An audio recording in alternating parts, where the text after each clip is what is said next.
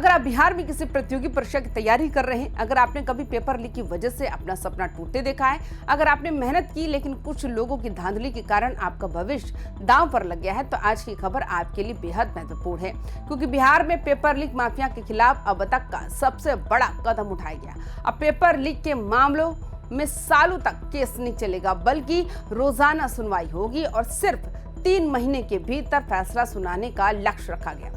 सवाल यह है कि क्या इससे बिहार में पेपर लीक का खेल सचमुच खत्म हो जाएगा? क्या अब उन गिरोहों की कमर टूट जाएगी जो लाखों छात्रों के भविष्य से खिलवाड़ करते रहे? आइए पूरी रिपोर्ट विस्तार से समझते हैं। नमस्कार, आप देख रहे हैं YBN बिहार झारखंड। मैं हूं आपके साथ मुदिता त्रिपाठी। पिछले कुछ सालों में बिहार का नाम कई बड़ी प्रतियोगी परीक्षाओं में पेपर लीक और परीक्षा अनियमितताओं को लेकर सुर्खियों में रहा है। चाहे बिहार लोक सेवा आयोग यानी BPSC की परीक्षाएं हो या फिर राष्ट्रीय स्तर की नीट परीक्षा, बार बार सामने आए पेपर लीक के मामलों ने लाखों अभ्यर्थियों का भरोसा हिला दिया। हजारों छात्र सड़कों पर उतरे, पटना सहित कई शहरों में प्रदर्शन हुए और निष्पक्ष परीक्षा व्यवस्था की मांग तेज हो गई। ऐसे माहौल में अब बिहार हाई कोर्ट ने एक ऐसा फैसला लिया है जिसे परीक्षा व्यवस्था को मजबूत करने की दिशा में बड़ा कदम माना जा रहा है। पटना हाई कोर्ट ने the public examination prevention of unfair means act 2024 के तहत दर्ज होने वाले मामलों की सुनवाई के लिए 3 फास्ट ट्रैक स्पेशल कोर्ट गठित करने का फैसला लिया है। ये विशेष अदालतें पटना, लखीसराय और पूर्णिया में स्थापित की जाएंगी। इन अदालतों में जिला एवं अपर सत्र न्यायाधीश स्तर के अधिकारी पेपर लीक और परीक्षा में धांधली से जुड़े मामलों की सुनवाई करेंगे। सबसे महत्वपूर्ण बात यह है कि जैसे ही किसी मामले में चार्जशीट दाखिल होगी, उसके बाद रोजाना सुनवाई शुरू होगी और 3 महीने के भीतर ट्रायल पूरा कर फैसला सुनाने का लक्ष्य रखा गया है।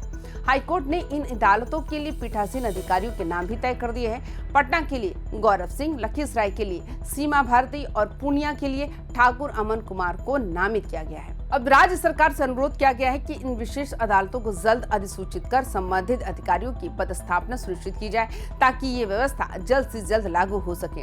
अब सवाल उठता है, आखिर ये फैसला इतना महत्वपूर्ण क्यों माना जा रहा है? इसकी सबसे बड़ी वजह है अब तक पेपर लीक के मामलों में जांच और मुकदमे की प्रक्रिया काफी लंबी चलती थी। कई मामलों में क्या होता था कि चार्जशीट दाखिल होने के बाद भी सालों तक सुनवाई पूरी नहीं हो पाती थी। इस देरी का फायदा अक्सर आरोपी गिरोहों को मिलता था, जबकि मेहनत करने वाले छात्र न्याय का इंतजार करते रह जाते थे। नई व्यवस्था इस स्थिति को बदलने की कोशिश करती है। अगर रोजाना सुनवाई होती है और 3 महीने के भीतर फैसला आता है, तो दोषियों के खिलाफ त्वरित कार्रवाई संभव होगी और इसका एक मजबूत संदेश भी जाएगा। ये फैसला ऐसे समय आया है जब पूरे देश में प्रतियोगी परीक्षाओं की पारदर्शिता को लेकर गंभीर बहस चल रही है। हाल के सालों में नीट UG परीक्षा से जुड़े विवादों ने राष्ट्रीय स्तर पर बड़ा राजनीतिक और सामाजिक मुद्दा खड़ा किया। बिहार में भी छात्रों ने बड़े पैमाने पर विरोध प्रदर्शन किए और परीक्षा प्रणाली में सुधार की मांग उठाई। ऐसे घटनाक्रमों ने ये सवाल खड़ा किया कि अगर समय पर और सख्त कार्रवाई नहीं होगी, तो परीक्षा व्यवस्था पर युवाओं का भरोसा लगातार कमजोर होता जाएगा। इसी पृष्ठभूमि में केंद्र सरकार ने भी सार्वजनिक परीक्षाओं में धांधली रोकने के लिए नया कानून लागू किया है और संसद में ऐसे मामलों के लिए कड़े दंड के प्रावधानों पर जोर दिया है। उपलब्ध जानकारी के अनुसार पेपर लीक जैसे गंभीर अपराधों में दोषियों के लिए 10 साल तक की सजा और 10 करोड़ रुपए तक की जुर्माने का प्रावधान तक रखा गया। इसका उद्देश्य केवल सजा दिलाना नहीं है, बल्कि भविष्य में ऐसे अपराधों को रोकने के लिए कड़ा संदेश भी देना है। अब अगर इस पूरे फैसले को थोड़ा गहराई से देखें, तो ये साफ दिखाई देता है कि बिहार में परीक्षा व्यवस्था की विश्वसनीयता बहाल करना सरकार और न्यायपालिका दोनों की प्राथमिकता बन गई है। लाखों युवा हर साल प्रतियोगी परीक्षाओं में शामिल होते हैं। उनके लिए परीक्षा केवल एक परीक्षा नहीं, बल्कि नौकरी, सम्मान और भविष्य का सवाल होती है। ऐसे में अगर पेपर लीक जैसी घटनाएं लगातार होती रहीं, तो इसका असर केवल कुछ परीक्षाओं तक सीमित नहीं रहता, बल्कि पूरी व्यवस्था पर लोगों का विश्वास डगमगा जाता है।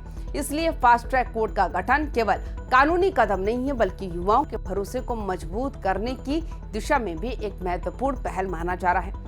हालांकि ये भी उतना ही महत्वपूर्ण होगा कि जांच एजेंसियां समय पर और निष्पक्ष तरीके से जांच पूरी करें, क्योंकि केवल अदालतें बनने से ही समस्या का समाधान नहीं होगा। अगर जांच मजबूत होगी, सबूत समय पर जुटाए जाएंगे और अभियोजन प्रभावी होगा, तभी 3 महीने के भीतर न्याय सुनिश्चित किया जा सकेगा।